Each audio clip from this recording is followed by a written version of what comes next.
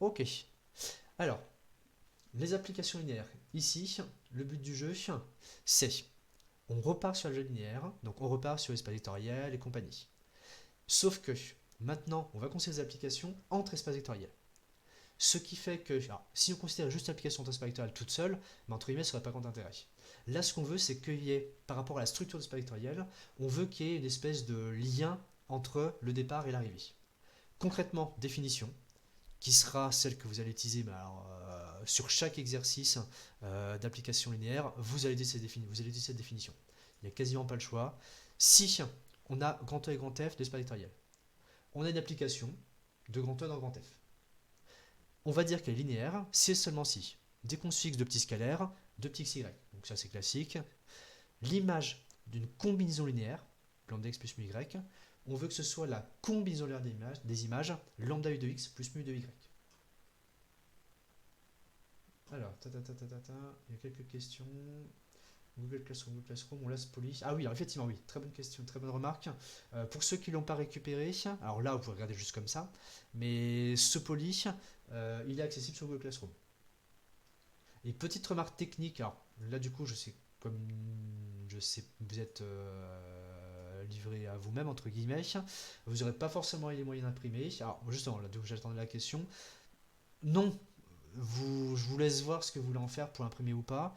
Si jamais vous souhaitez, je vais mettre ça à côté. Hop, je fais une pause d'enregistrement. Finalement, ça n'avait pas fait pause. Bon, j'essaie de penser à faire une coupure. Ça enregistre ou pas là? Ok, c'est bon. Alors, si on repart à notre truc. Donc ici, la définition super, super, super importante. J'arrive pas à télécharger le PDF à Google Classroom. Est-ce que... Tac. Alors, sur les applications linéaires, la définition, c'est celle-ci. Donc, bien sûr, ultra importante, l'image est considérée, c'est considéré d'une image.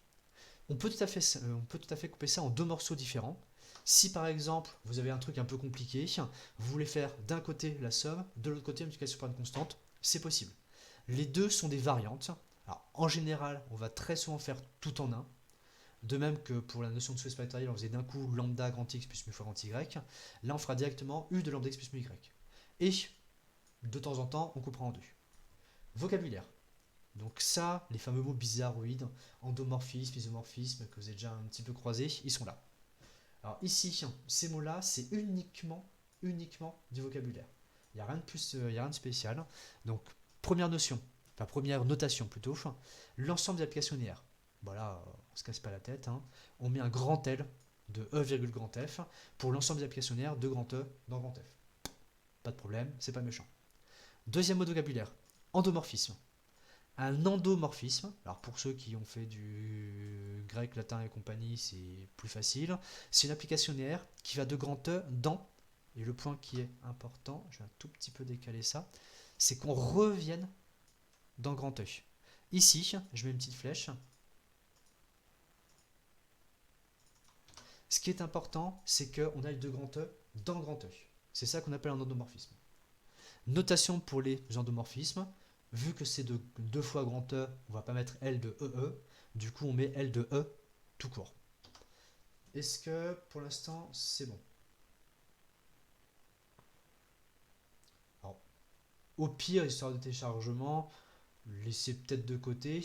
Et si vous le souhaitez, je vous rajouterai en ligne.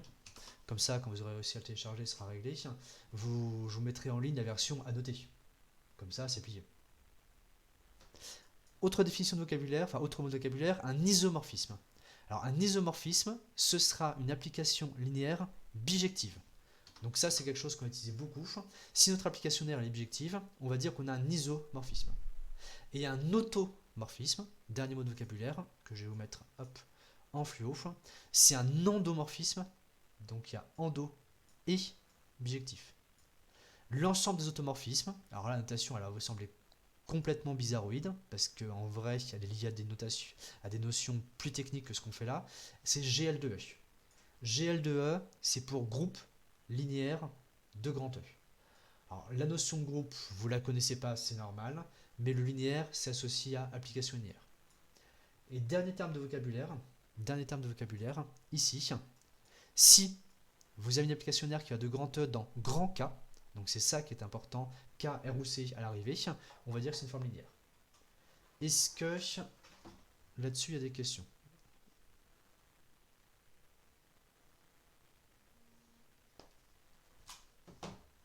Pour l'instant, si quelqu'un prend la parole, alors je regarde ça veut dire que E est stable pour cette application linéaire avec l'endomorphisme. On peut voir ça comme ça. En général, ce sera tout simplement directement dans l'énoncé. Exemple en dessous, lequel on a. Par exemple, le petit U ici de R2 dans R2, si l'application linéaire, on dira comme elle est de R2 dans R2, c'est un endomorphisme. En revanche, le petit U qui est ici, vu qu'on va de C1, l'ensemble des fonctions C1, vers l'ensemble des fonctions C0, c'est pas le même espace vectoriel, donc c'est pas un endomorphisme. Ça peut être une application linéaire, au sens de la définition classique, mais ce ne sera pas un endomorphisme. Il faut savoir les orthographier, à peu près c'est mieux, surtout endomorphisme, ce sera assez classique. Bon après, au pire c'est une faute d'orthographe là-dessus, c'est pas dramatique. C'est un endomorphisme, un endomorphisme. Alors des petits exemples, et vous allez voir très vite comme ça ce qui se passe. Application nulle, application d'entité. Ça, on va juste l'écrire vite fait, mais si on considère l'application nulle, vu que son image U de n'importe quoi c'est 0, lambda fois 0 plus mu fois 0, ça fait 0, donc on va retomber sur nos pieds. On va l'écrire en deux lignes à côté. Application d'identité, bon celle-ci on va pas le détailler, mais exactement de la même manière, elle sera linéaire. Ensuite, ces trois vrais petits exemples, mini-exemples, mini-exercices, on va dire, trois fonctions, là de C1 dans C0, là de R2 dans R2, là de R2 dans R2. On va regarder vite fait, est-ce qu'elles sont linéaires ou pas. Et effectivement, on va préciser sur le contexte si ce sont des endomorphismes ou autre chose. Alors, je prends le tableau et on va attaquer ça doucement. Ici. Alors, tac, tac.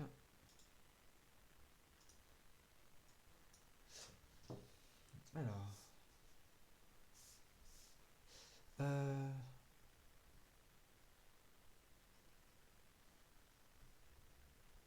Donc, exemple d'application linéaire. Bon, ou pas, parce qu'on ne sait jamais. Alors, premier exemple, la fonction, donc souvent la note θ, qui va de grand E dans grand E, qui a petit x, associé toujours 0e, c'est-à-dire le vecteur nul. Cette application, qu'est-ce qu'elle vérifie? Je vais mettre ici. On a, pour tout lambda mu, appartenant à K2, pour tout x, y, appartenant à E2, θ de lambda x plus mu y, qui est égal à 0e. Et on fait le calcul séparément, histoire de que ce soit plus simple. D'autre part, si on fait lambda θ de x, plus mu fois θ de y, on va se retrouver avec, si vraiment je fais le détail, lambda fois 0 plus mu fois 0, c'est-à-dire 0. Conséquence, si on regarde d'un côté θ de lambda x plus mu y, on a trouvé que c'était égal à lambda θ de x plus mu θ y, donc cette application est linéaire. Donc je le repars ici, je fais une séparation, non c'est pas ça que je voulais, je refais une petite séparation vite fait.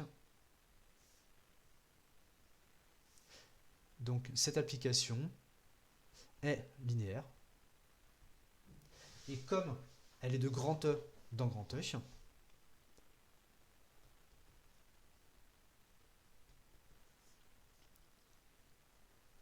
donc θ c'est un endomorphisme.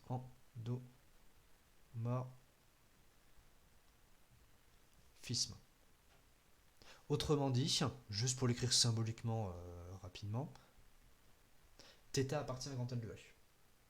Là on parle, alors l'identité on va dire après, on parle forcément de fonction. Alors effectivement, une application linéaire, c'est application ou fonction, du coup c'est la même chose. Pour nous, ici dans ce contexte, ça viendra au même finalement, c'est uniquement des fonctions applications. Alors petit rappel sur la nuance entre fonction et application, a priori une fonction c'est lorsqu'il peut y avoir des valeurs interdites. Donc pour nous, si on met application tout le temps, ça veut dire qu'on ne se préoccupe pas de l'histoire de valeur interdite, il n'y en aura pas, c'est tout. Je remets le tableau tout de suite et on avance. C'est bon là-dessus pour l'instant? Alors, ne vous inquiétez pas, là vous aurez tout, les calculs sont... Si vous pouvez noter un chouïa au fur et à mesure, c'est bien, mais sinon c'est pas dramatique. Je poursuis un petit peu en dessous. Alors, ici, deuxième exemple, donc là on ne fait pas le calcul, c'est exactement le même principe. L'identité de grand E dans grand E. Alors, elle est, si on fait le petit bilan, plusieurs choses.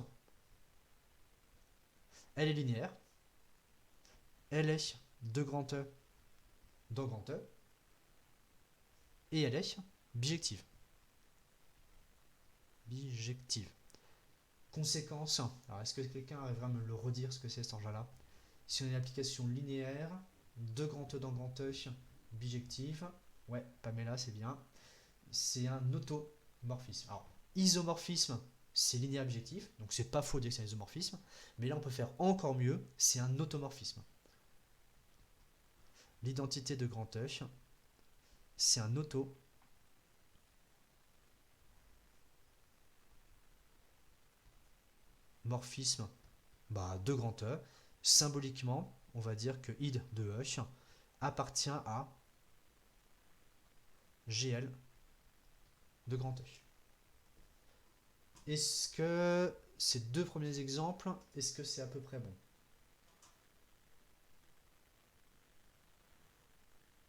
Un automorphisme, c'est donc forcément un isomorphisme. Tout à fait. Un automorphisme, c'est mieux qu'un isomorphisme. Alors, j'enchaîne un petit peu ces autres exemples. Les autres exemples, si par exemple on regarde l'application U qui va de C1 de l'ensemble des fonctions C1 dans l'ensemble des fonctions C0 qui a f associé f plus f'. Alors ici, l'espace de départ et l'espace d'arrivée, ce sont des espaces vectoriels de fonctions, mais de fonctions réelles. Notre application U a une fonction qui est donc son élément de départ, elle associe une nouvelle fonction. Donc faire attention, on a une application entre espaces de fonctions.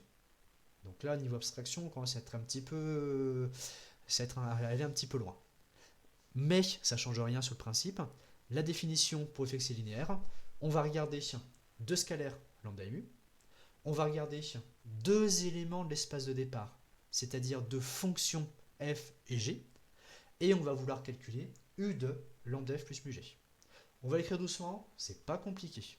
Il faut bien faire attention aux notations, bien faire attention aux usages manipulés, et ensuite ça marche sans souci.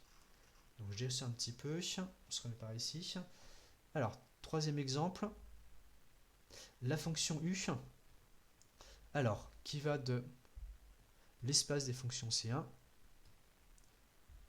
dans l'espace des fonctions C0.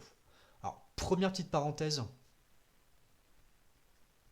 si la fonction petit f est C1, alors la fonction f plus f', elle est C0. Donc au niveau des ensembles, c'est cohérent. En partant d'une fonction C1, on a f' qui est continu, f qui est continu, f plus f' continu, et c'est réglé. Maintenant, par rapport au vue du sujet, on va se fixer deux petits scalaires lambda mu appartenant à, ici, on a dit qu'on prenait des fonctions réelles. Donc lambda mu dans R2. On va se prendre deux scalaires, alors pardon, on a déjà pris scalaire, excusez-moi, deux vecteurs, f et g, on adapte les notations au contexte, appartenant à l'ensemble des fonctions C1 de i dans R. Et comme on a deux fonctions, on met un petit 2 en l'air. Et on calcule U de lambda f plus mu g. Ensuite, une fois qu'on a ce U de lambda f plus mu g, je regarde un petit peu si j'ai des questions. Alors, on calcule U de lambda f plus mu g, avec quoi on va se retrouver. U de lambda f plus mu g, on a finalement l'image d'une fonction lambda f plus mu g. On va se retrouver avec cette fonction, lambda f plus mu g, plus cette même fonction dérivée. Attention dans votre chat, restez concentrés. Partez pas sur vos bêtises. Ensuite, une fois qu'on a lambda f plus g, plus lambda f plus g prime, on va décomposer, tout simplement en disant que, je remonte un petit peu,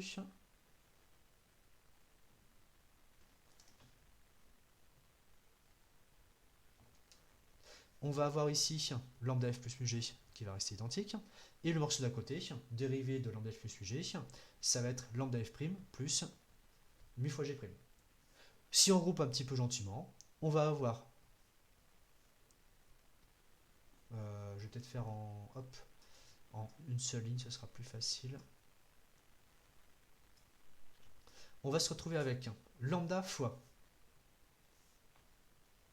f plus f'. Et à côté, on va avoir un petit mu qui va se mettre en facteur, et on va avoir g plus g'. Conséquence, on va se retrouver avec lambda fois u de f, on constate que c'est bien u de f, plus mu fois u de g, on constate qu'on a bien u de g. Et donc, bilan, en partant de u de lambda f plus g, on est bien tombé sur lambda f plus u de g. Conséquence, l'application est linéaire. Alors, question, mazouille.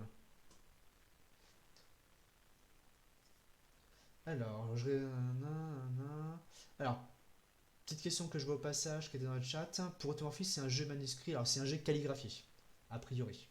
Mais après, ça, c'est pas dramatique. Ça se rapproche du troisième point, la définition sous l'espace vectoriel. Effectivement, c'est un peu lié. On reste sur l'histoire de combinaison linéaire. Alors, on sait qu'on a l'espace vectoriel, donc on sait que sur les combinaisons linéaires de vecteurs, ça reste un vecteur. Maintenant, ce qu'on aimerait bien, c'est que l'image d'une combinaison linéaire soit le considère des images. Donc, effectivement, c'est très très proche. Alors, pourquoi si f est 1, f plus f' c'est 0? Alors, si la fonction la fonction f, excusez-moi, si la fonction f est C1, définition, f' est continue. Ensuite, si f' est continue, on rajoute f qui est C1, donc en particulier continu, au final par somme, f plus f' est continue. Donc là, ça tombe vraiment tout seul par opération. Est-ce qu'on est bon là-dessus? J'avance doucement, vous me ressuscitez s'il y a besoin. Conclusion, je vais la greffer dans un petit coin. Hop, c'est pas ça que je voulais. Conclusion.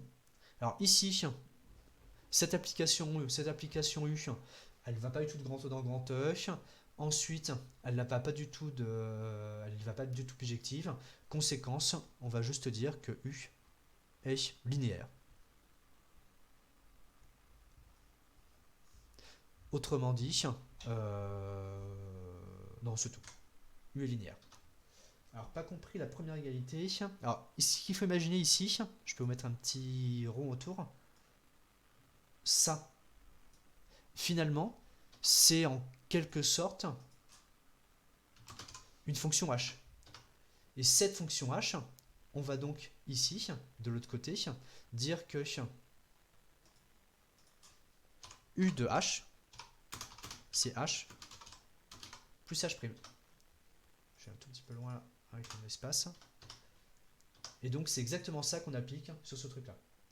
J'ai cru que c'était un produit. Non, non, non. C'est l'application U appliquée à la fonction lambda f plus mu g. Est-ce que c'est bon du coup? Je vais descendre doucement. On n'est que 43. Alors de toute façon, après, ça j'avais bien dit, c'est pour ça que je remets après en ligne. Je commence après à l'heure et puis voilà. Après, s'il y en a qui peuvent pas venir, c'est pas grave, ils rattraperont quand ils pourront. Ensuite, on continue sur les exemples. Alors, je vais essayer de mettre juste la fin en même temps, voilà, pour que vous puissiez. Alors, je renote juste l'exemple pour moi, et après, je le replace. Donc, je vais faire un petit snap, tac, tac, et je le mets ici, dans un coin. Alors, sur notre exemple, sur le tableau blanc, qu'est-ce qu'on a ensuite? Là, on a des applications de R2 dans R2. Donc, encore une fois, il y a une question de mazouille. Non, c'est fini, je crois.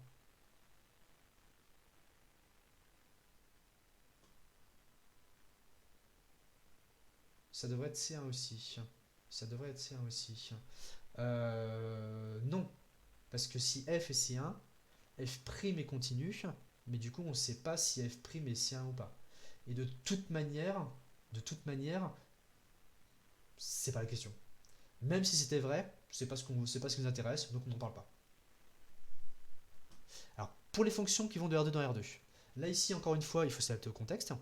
On va avoir besoin de deux scalaires, lambda et mu, deux vecteurs de R2. Ici, on va donc avoir un premier vecteur qui sera grand X1 par exemple, X1 avec petit x1, petit y1, et un deuxième vecteur grand X2 qui sera avec petit x2, petit y2. Et on va devoir calculer U de lambda grand X1 plus mu fois grand X2, qui chacun sont des couples. Donc il faut juste faire attention aux notations, mais par rapport aux espaces vectoriels, c'est encore une fois très très proche, et il n'y a pas de gros piège. Alors, j'avance un petit peu, je fais le petit calcul. Alors pour le premier, mince, hop, hop. Ah, ça y est, qu'est-ce que je suis? Hop, lui je le descends, là je reprends un petit crayon, et là ça devrait passer. Ok. Alors on se fixe encore une fois deux scalaires. Vu qu'on va de R2 à R2, enfin vu qu'on a des réels dans l'histoire, on va prendre deux scalaires réels. On va se fixer grand X égale, on va mettre quoi? Et si je mets des petits 1, j'ai peur que vous voyez rien. Je vais mettre un grand X et un grand X'.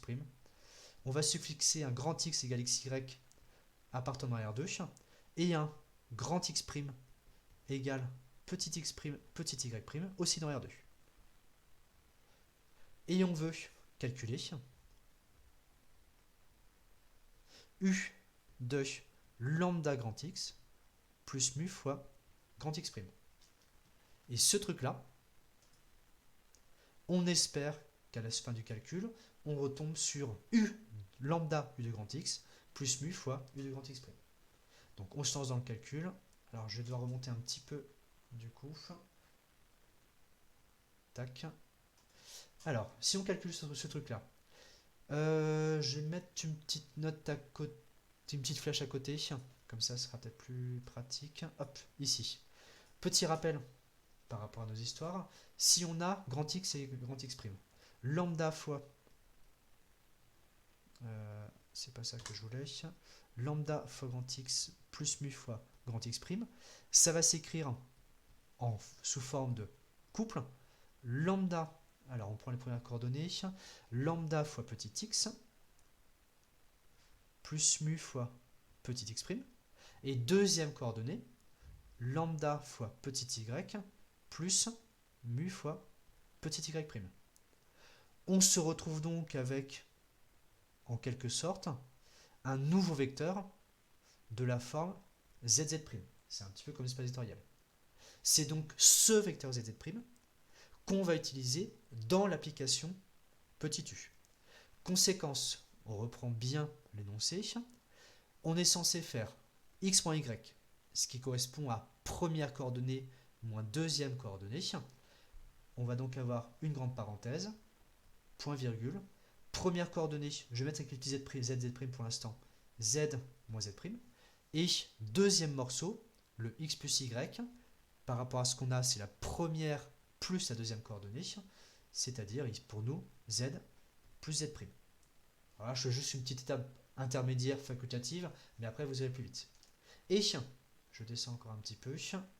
On va poursuivre après sur notre calcul.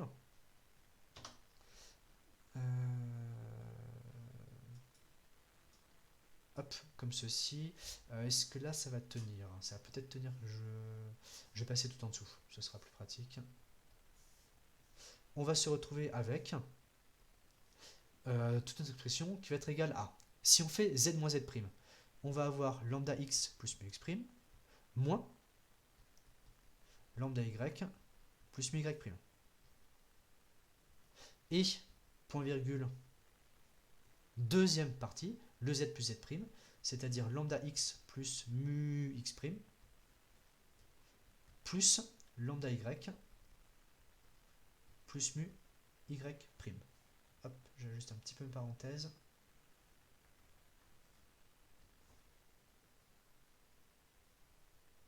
Petite parenthèse et grande parenthèse finale.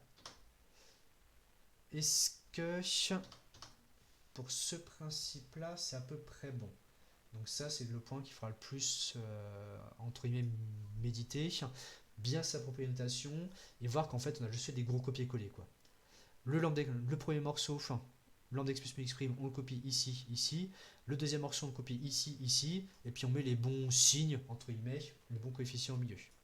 Alors, lire ce qu'il y a dans la parenthèse SVP. Alors, dans la grande parenthèse, on a un grand couple, c'est celle-ci dont tu parles, gradure, avec lambda x plus mu x prime, moins lambda y plus mu y prime, point virgule.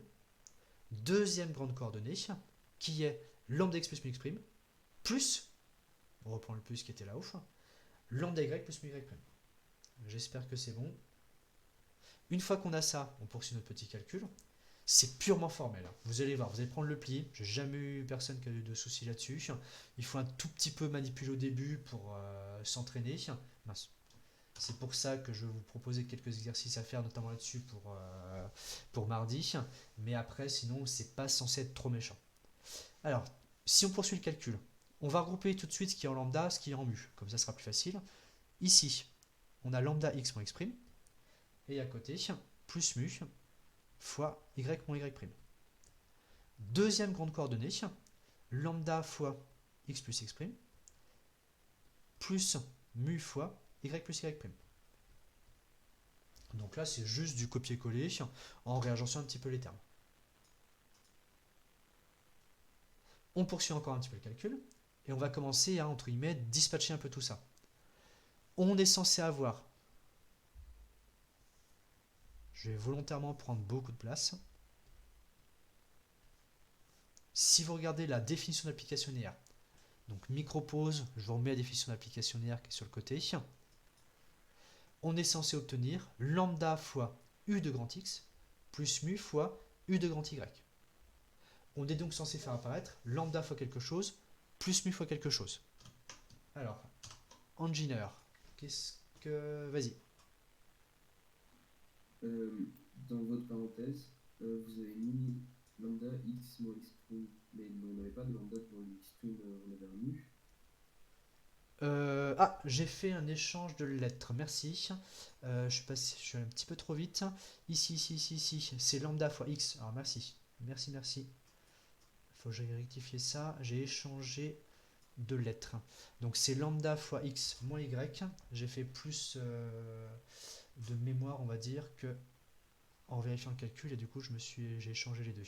Donc lambda fois x moins y, et après c'est les primes. Merci. Donc, là, je rectifie. Donc en mu, c'est x' moins y' qui apparaît, et j'ai sûrement dû faire la même chose juste après. Donc là, on est bon. Et ici, c'est lambda fois x plus y.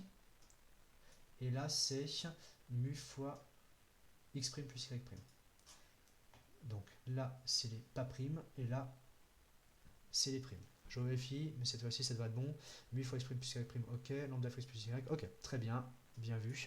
Et ici, lambda fois x moins y qui est mu fois x plus y. Ok.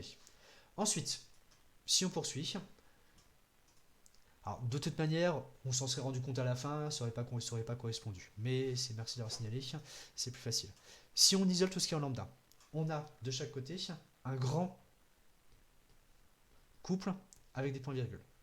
Le premier couple ici, en facteur de lambda, x moins y. Ce morceau-là, c'est en mu, il va partir ici. Si on regarde les premières coordonnées, on a lambda fois x moins y, mu fois x' moins y'. Si on regarde les deuxièmes coordonnées, on a lambda fois x plus y, plus mu fois x' plus y'. Et, comme par hasard, je vais essayer de le glisser juste avec une ligne en dessous. Tout ce qu'on vient d'obtenir, c'est lambda fois u de grand X plus mu fois u de grand X'. Alors, est-ce que il y a des questions éventuelles là-dessus?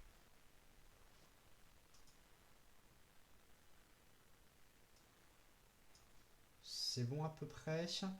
Alors, pour le détail du calcul, vous regarderez.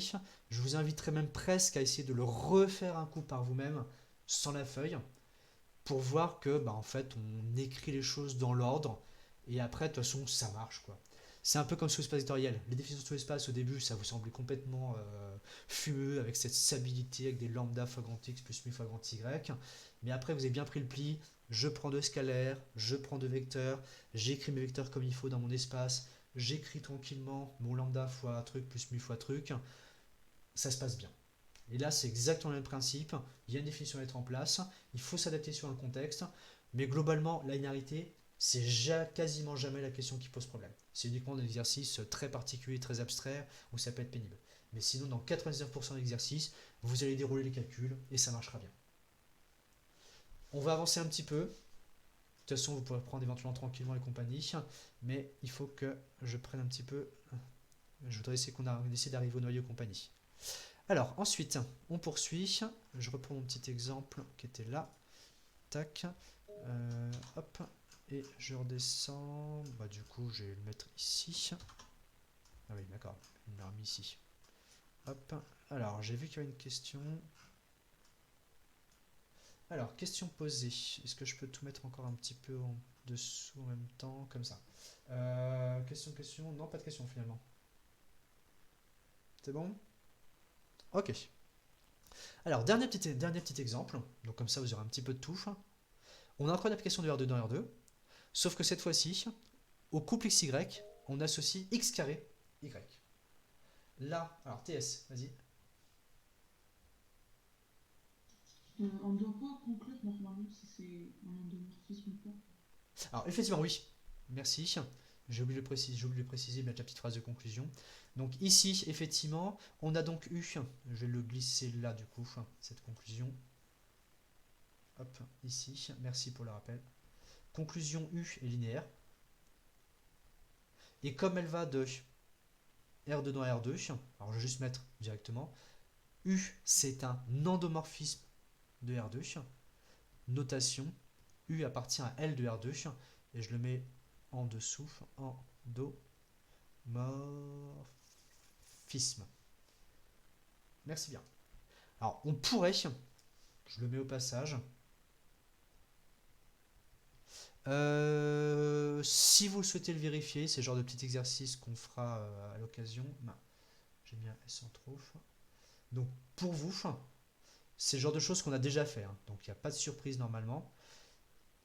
U est bijective. Donc là, ça se vérifie par un simple calcul. Donc cette application serait en fait un automorphisme de R2. U appartient à GL de R2. Exactement. Alors ça, ce serait un petit calcul à faire. On a déjà vu la méthode dans la partie objectivité de cette application. N'hésitez pas à essayer de le refaire. Ce sera un truc super classique. Dernier exemple. Du coup, je vais descendre un tout petit peu plus. Hop, ici, ici. Alors, pour ce dernier exemple, bien sûr, là, ça saute un petit peu aux yeux. Il y a une espèce de petit x carré. Ce petit x carré, bah, entre guillemets, c'est pas linéaire dans l'âme, quoi. Et effectivement, ça va pas marcher. Si on regarde la définition de l'application linéaire, je vous la remets un petit coup. Si on regarde la partie en deux temps, on est censé avoir l'image d'une somme qui est la somme des images, et l'image de lambda fois truc, qui est lambda fois u de truc. Ici, si on considère par exemple un grand X qui est égal à un 1. Je mets des chiffres quasiment au pif, de toute façon il y aura très vite un contre-exemple. Et si on prend lambda égale 2, si on calcule d'une part lambda, hop, j'ai un tout petit peu ripé, bon c'est pas grave, lambda fois grand X, c'est 2 fois 1, c'est 2. Donc U de lambda grand X, on réincorpore dans l'application, on est censé avoir l'image de 2, c'est-à-dire 4, 2. Mais, bien sûr, je suis tombé pile sur le nombre qui va faire que ça va, qui va bugger. Non, c'est bon. Ouais, non, si, c'est bon. Mais, j'étais en train de dire, mince, ça se trouve, j'ai la force de faire les chiffres au pif, je suis tombé sur un exemple, ça marchait pas. On peut monter de une ligne de seconde. On peut monter de une ligne de seconde. Comme ça, à peu près.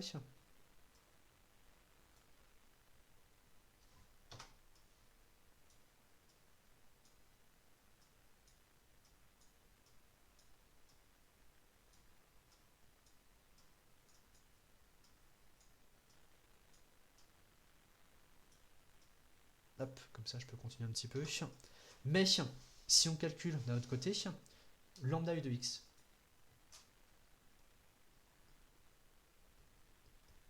on est censé avoir 2 fois le couple, et l'image de 1, 1, bah c'est encore 1, 1. Donc l'image de ce couple c'est 2, 2. Conséquence, ici on a 4, ici on a 2. Bah bien sûr 4 et 2, bah, c'est pas pareil, hein, voilà. Donc U n'est pas linéaire.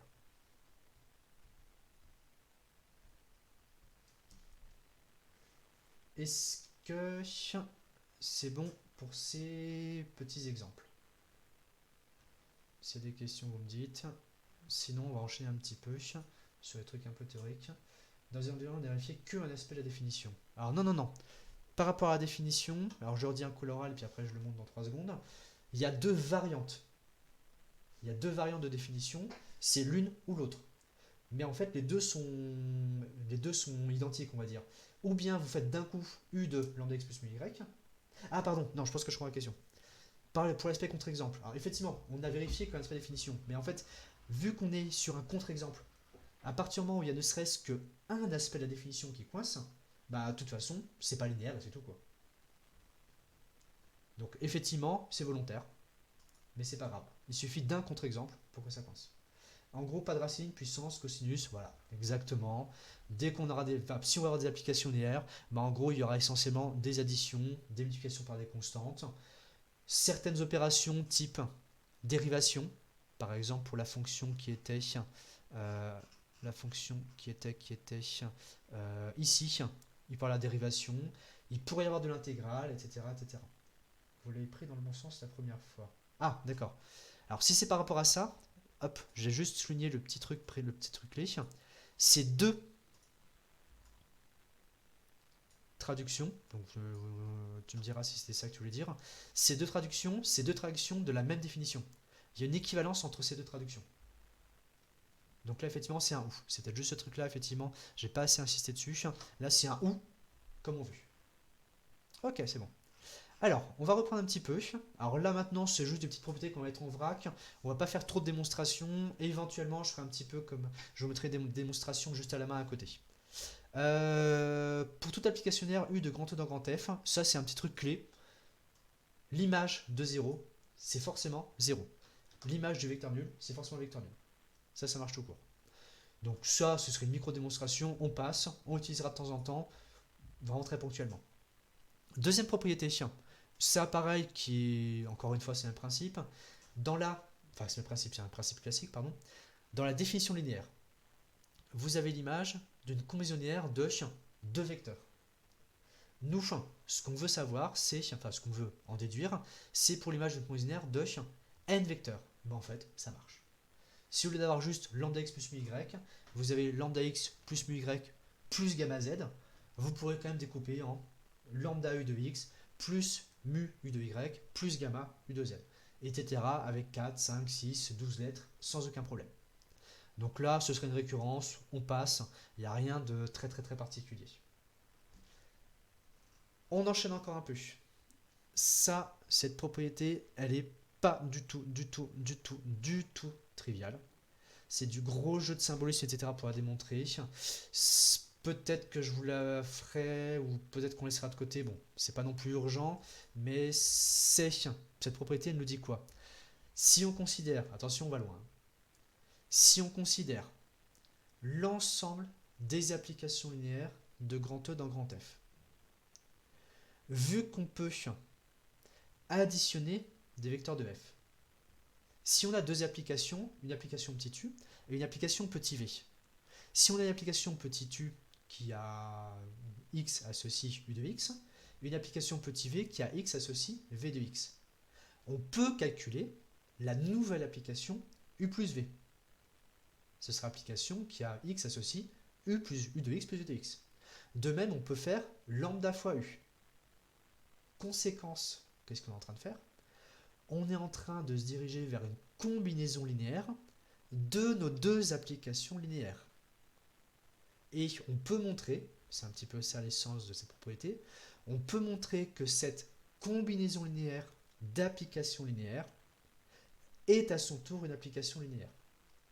Donc là, on va loin, je sais, on va loin, c'est pour ça que je vais le dire bien doucement, bien posément. Au fur et à mesure, ça va se décanter. Mais l'idée générale, c'est que si on additionne des applications linéaires, ça reste une application linéaire. Si on multiplie une application linéaire par une constante, ça reste une application linéaire. C'est pour ça que je vais presque vous encadrer la remarque, qui sera la traduction pratique.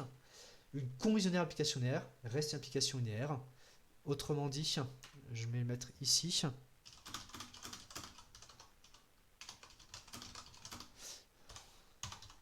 Si U et V est linéaire, alors U plus V est... bon, je peux faire lambda avec mon clavier, bien sûr. Je vais mettre un petit K fois U. Sont linéaires. Ça, c'est la traduction de ce truc-là. Alors, ça, à méditer. On y arrivera doucement, progressivement.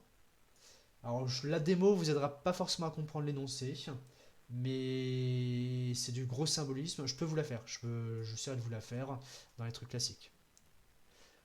Ensuite, des petites propriétés sur la composition. Le caractère endo, iso, auto sont sur la même manière. Alors ça, c'est une très bonne question. Alors, l'aspect endo. Donc là, la réponse est dans l'énoncé. Là, ce que je vous dis à l'oral, c'est pour L2E dans F. Si on est dans L2E, si les applications sont de grand E dans grand E, lorsqu'on les additionne, qu'on les multiplie par une constante, ça va rester des applications de grand E dans grand E.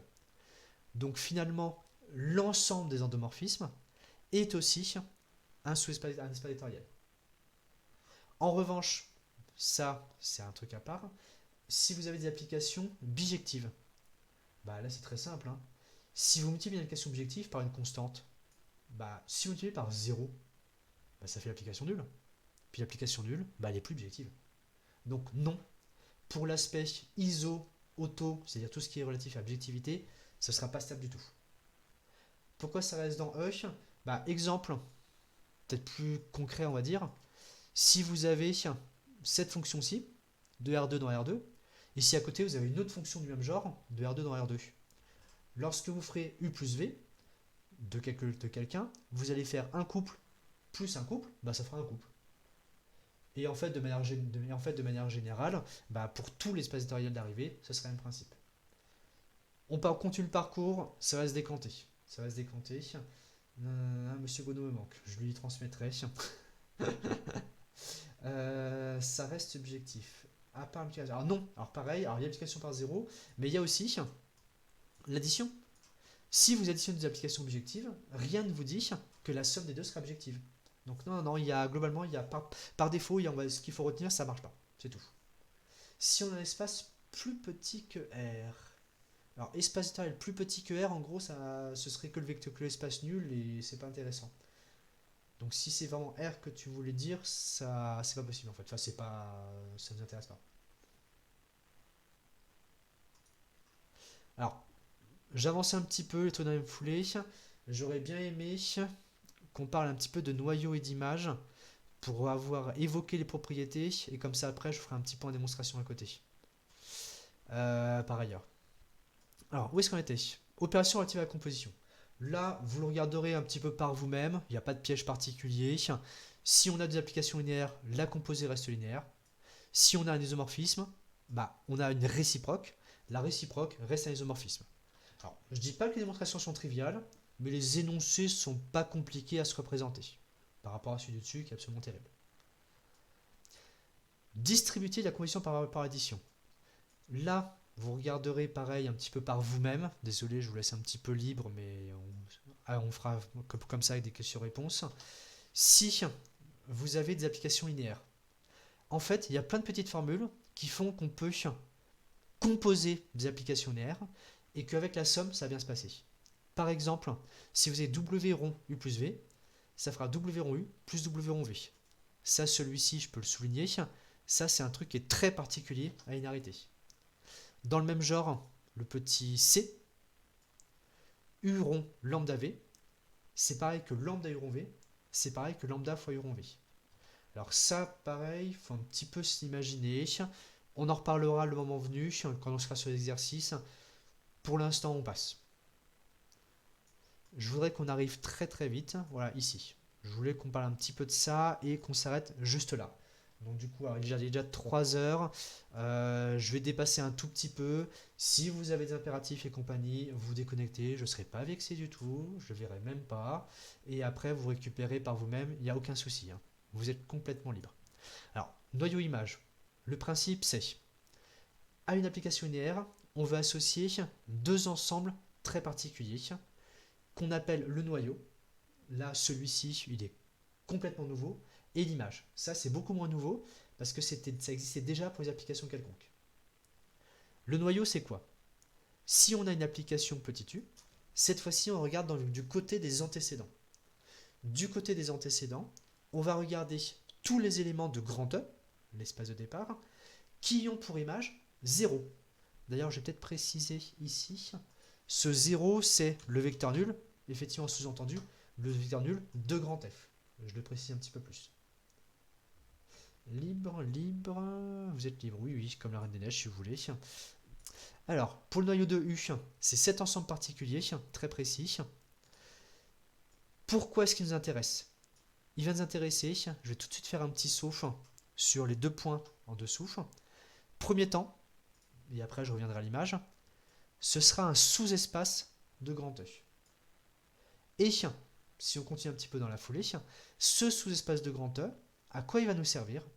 Ici, il va nous servir à ceci, à caractériser l'injectivité d'une application linéaire. Donc là, il y a une vraie démonstration, elle n'est pas extrêmement méchante, mais par contre, celle-ci, elle sera super classique à potasser. Dire qu'une application est injective, ce sera exactement équivalent à dire que le noyau de U est réduit à 0. Alors, en quelques phrases, si une application est injective, ça signifie qu'un élément de l'ensemble d'arrivée admet au plus un antécédent. Si, pour cet élément de l'ensemble d'arrivée, on considère 0, 0f, on est en train de demander que ce 0f, on veut qu'il n'ait qu'un antécédent.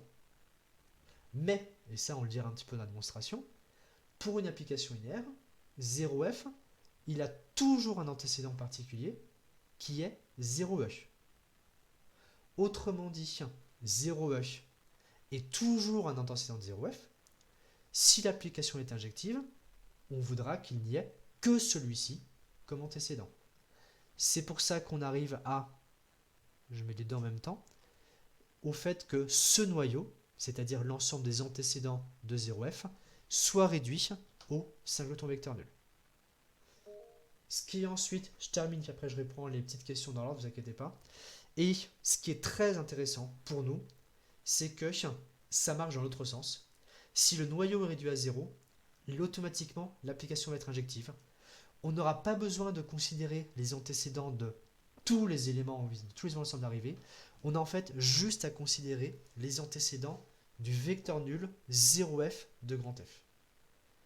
Alors là, je pourrais vous le repasser un petit peu en boucle ce que je vous ai raconté pour voir un petit peu par rapport aux questions posées. Il y a pas la même chose pour l'objectivité. Alors l'objectivité en fait ce sera un combo des deux, noyau et image. Ici, l'injectivité est prouvée que pour antécédents de 0. Alors effectivement, donc c'est ça le truc qui est fort. Lorsqu'on considère le noyau, on fait les antécédents que de 0, mais grâce à une arrêté, on va faire un petit calcul, en fait pas méchant du tout, pas méchant du tout, on va faire un petit calcul qui va nous dire que elle est quand même injective cette application. Ensuite, j'ai pas saisi le caru. Alors le caru, je vais mettre en une phrase en dessous. Peut-être que ça pourra compléter un petit peu. Je vais mettre, bon du coup je le greffe un peu ici, on va dire.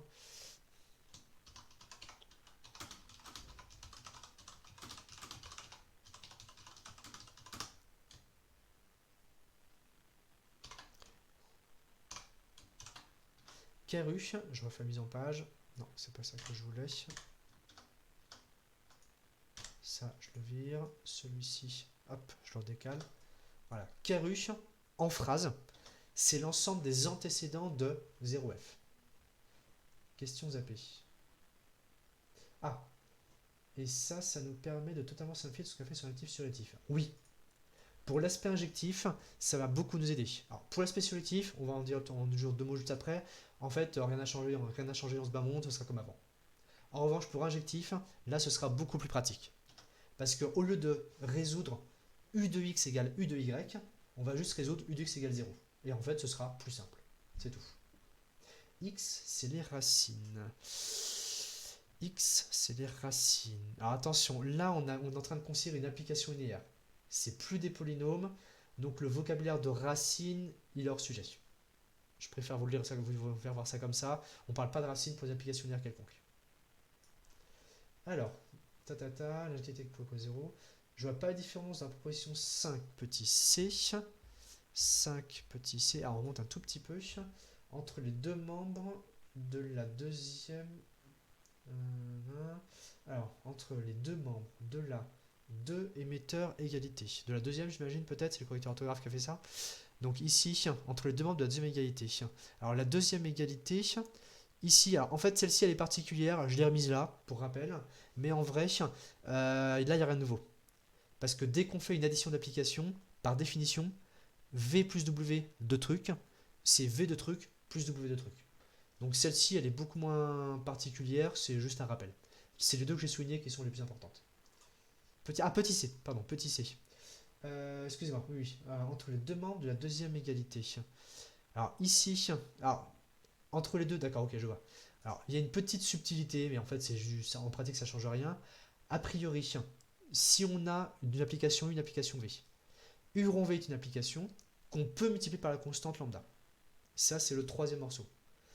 Et on peut aussi considérer lambda U qu'on compose avec l'application V. Donc a priori, c'est pas exactement la même chose, mais en vrai, ça compte pour du beurre. Alors, injectif c'est au plus un antécédent. Oui, injectif c'est au plus un antécédent. Alors, on bascule un petit peu du côté de l'image, et puis après on aura fait le tour. Du côté de l'image, là c'est rien de nouveau. Hein. C'est exactement, je vais mettre en dessous. Zut, c'est pas ça que je voulais ici.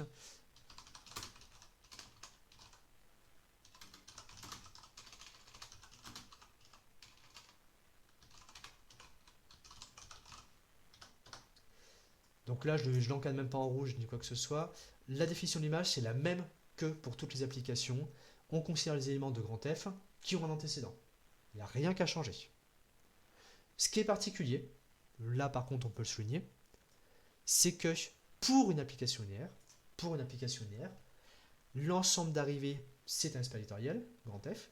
Cet ensemble image, on peut aussi montrer que c'est un espace vectoriel, c'est un sous-espace vectoriel de grand F. Donc c'est juste un jeu avec définition de sous-espace, définition antécédent. Je vous écrirai la démonstration. Et là, je pense que le plus simple, ce qu'on fera, c'est que je vous écrirai, je vous en mettrai le PDF en ligne. Et si jamais il y en a qui sont vraiment paumés, je vous ferai une petite séance complémentaire pour en parler. Mais je vais essayer de jouer un petit peu sur, comme certains ont l'impression que trop de séances en ligne, ça fait un petit peu too much. Essayer de jouer un petit peu sur l'aspect juste par communication écrite. Mais je suis dispo. Si besoin, je suis dispo. C'est juste pour que vous vous sentiez moins sollicité, on va dire, digitalement parlant, on va dire. Les applications peuvent créer un sous-espace vectoriel. Ah, pardon, j'ai pas répondu tout à l'heure. Oui, j'ai bien enregistré. L'enregistrement est en cours. Ça en est déjà presque une heure, Bilal. Donc, normalement, il sera dispo. Alors, pareil, il faut comme étude que je l'upload, qu'il soit traité, mais je le mettrai en ligne. J'ai mal aux neurones, désolé. Vous n'auriez pas vu Shrek. Pas récemment. Karu est inclus dans le MU. Alors, attention, non. A priori, il n'y a aucun rapport. Tout simplement parce que le noyau, c'est un ensemble d'antécédents. Donc, je ne sais pas si vous voyez la webcam, mais on est du côté gauche. D'ailleurs, je me demande si vous êtes dans le même sens que moi. Si vous êtes dans le bon sens. Là, pour moi, ici, c'est la gauche. Là, c'est ma droite qui est donc censée être votre gauche. Je ne sais pas si vous écoutez la webcam, ça revient comme... C'est bon que c'est comme il faut. Donc, pour le noyau, on est dans le monde des antécédents. En revanche, pour l'image, on est dans le monde de l'ensemble d'arrivées. Conséquence, on n'est pas dans le même monde par défaut, donc a priori, attention je dis bien a priori, c'est complètement différent. En revanche, il peut y avoir certains exercices, et en général ils sont un peu plus techniques, où on a tout simplement des endomorphismes. Si on a un endomorphisme, les deux mondes différents, arrivée, départ, ils se regroupent et on pourra avoir des liens un peu bizarroïdes entre noyau et image. Mais attention, il faudra surtout faire très attention aux conclusions hâtives. Il ne faudra pas aller trop vite dans le truc. De toute façon, tout ce chapitre-là, c'est comme on repart un petit peu sur les grands principes des espaces éditoriels. Faudra être super carré, on pose bien les choses, définition, je fais mes petits calculs, tatati. N'essayez pas d'inventer des choses, ce sera rarement intéressant. Là, vous êtes vraiment dans l'apprentissage des mécanismes de base. Vous êtes fait en train, c'est comme un musicien qui apprend à faire ses gammes, quoi. Là, au niveau application linéaire, vous serez juste à faire vos gammes. Vous ferez linéaire, linéaire, linéaire, 3, 4, 5 fois de suite, etc. pour vous entraîner. C'est tout. Alors, on n'est pas choisi. N'ai-je point choisi prépa à elle? D'accord, ok. C'est bon, pas de questions particulières? Ok. Alors, pour le dernier point, donc l'image, c'est un souhait spatial de grand F. Ça, c'est une petite particularité. Et là, pareil, je vais faire un copier-coller de ce truc-là. Pourquoi il est parti si haut? Si bas, pardon. Ici. Ce truc-là, je l'ai remis, mais ça, il n'y a rien de neuf avec l'application linéaire. C'est exactement comme pour toutes les applications. Une application, dans tous les cas, est solutive si son ensemble image est égal à l'ensemble d'arrivée. Donc là, j'insiste moins, c'est pas essentiel. Et j'ai fini, on a fini ce que je prévoyais.